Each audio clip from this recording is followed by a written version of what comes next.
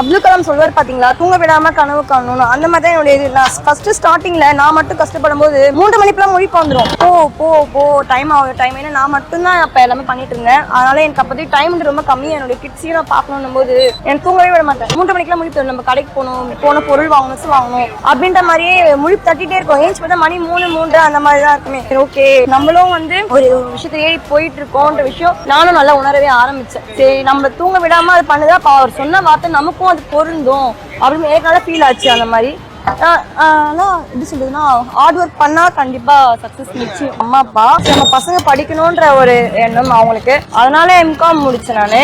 அதனால double degree முடிச்சேன். எங்க அண்ணா பிகாம் முடிச்சா, நான் எம்காம் முடிச்சிருக்கேன். அதனால டிகிரி முடிச்சது. ஆனா வந்து ஆண்டர்பிரினரா ஆகணுன்றது என்னுடைய சின்ன வயசு கனவு.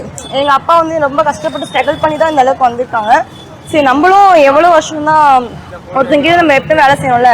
அதனால வந்து எங்க அப்பா சொல்லுவாரு, நம்ம அதே மாதிரி இருக்கக்கூடாது, நம்ம லெவலில் நம்ம உயர்த்திக்கணும் அப்படின்ட்டு சொல்வாரு. அதனால வந்து ஈர்ப்பு வந்து சரி நம்மளும் எதனா ஒன்று பண்ணணும் அப்படின்னு நினைச்சா வந்து நான் பிஸ்னஸ் பண்ணணும்ன்றது என்னோட மோட்டிவேஷன். ஃபுட் ரிலேட்டடாக எதனா பண்ணணும்னு ரொம்ப ஆசை. அதனால தான் அந்த பிரியாணி இது எடுத்தோம்.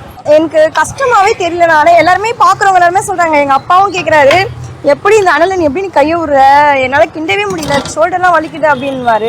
ஆனால் நீ எப்படி இதெல்லாம் பண்ணி. ஆனால் எனக்கு இது கஷ்டமா தெரியல. மற்றவங்க பார்க்கறவங்களுக்கு இது கஷ்டமா தெரியுது போல இருக்கு. ஆனால் எனக்கு இது கஷ்டமாவே தெரியல.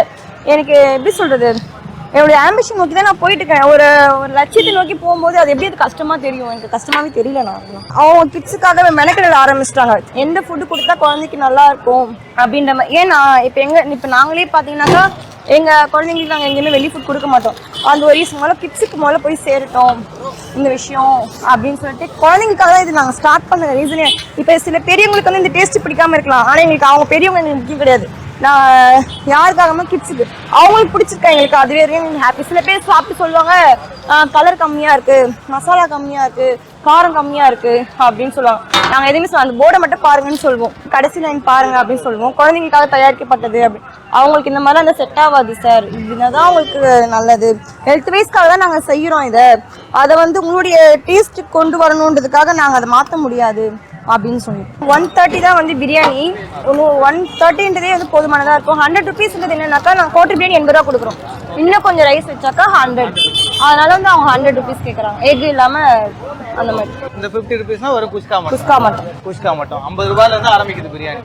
ஒரு நாளைக்கு நீங்க போடுற இன்வெஸ்ட்மெண்ட்டும் வரக்கூடிய வருமானமும் எப்படிமா இருக்கு? இப்போ வந்து ப்ராஃபிட்டபிளா இருக்கா உங்களுக்கு? வருமானன்றது இல்லைண்ணா. எனக்கு உண்மையே சொல்லணும்னாக்கா, ஒர்க் பண்றாங்கல்ல அவங்களுக்கு நான் சேலரி கொடுக்கணும், எனக்கு நான் சேலரி கொடுக்கணும். ஏன்னா நான் வந்து 2 kg ஆரம்பிச்சு இப்போ 20 kg இருக்கேன். இப்போ 2 kg ஆரம்பிக்க இன்வெஸ்ட்மெண்ட் கம்மியா இருக்கும். இன்வெஸ்ட்மெண்ட் 0 இன்வெஸ்ட்மெண்ட் தான். அதாவது 2500 தான் நான் ஆரம்பிச்சது. அப்போ வந்து 2500 ஆரம்பிச்சேன். இப்போ நெக்ஸ்ட் லெவல் போகும்போது என்னக்கா இன்வெஸ்ட்மெண்ட் வந்து இன்வெஸ்ட்மெண்ட் பண்ணாதான் வந்து நான் 20 kgக்கான பொருள் திங்ஸ் வாங்கணும், டபரா எல்லாமே A to Z எல்லாம் வண்டி எல்லாமே வாங்குற மாதிரி தான் இருக்கும். அப்போ அதுக்கான இன்வெஸ்ட்மெண்ட் தான் அதிகமாக. அப்போ நான் என்ன பண்ண முடியும்? அப்போ நான் இதுல தான் நான் எடுக்க முடியுமே.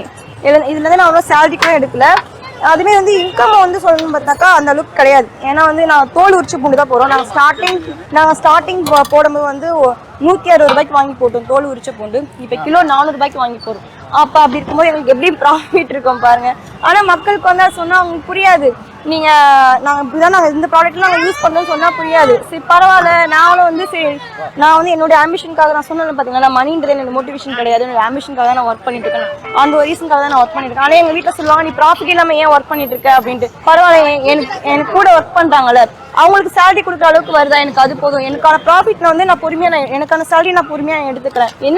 எனக்கு என்ன ஒரு பெனிஃபிட் அப்படின்னாக்கா, இதில் வந்து நானே ஒர்க் பண்ணுறதுனால, நானே குக் பண்ணுறதுனால எனக்கு ஓரளவுக்கு பெனிஃபிட் ஆகும். ஏன்னா மற்ற இடத்துல வந்து பார்த்தீங்கன்னாக்கா ஒரு கிலோக்கு 150 வாங்குறாங்க.